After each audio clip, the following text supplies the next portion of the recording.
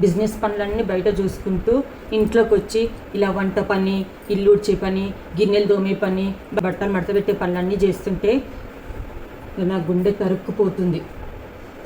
అని చేసే పనులన్నీ చూస్తుంటే నా మీద నాకే అసహ్యం వేస్తుంది.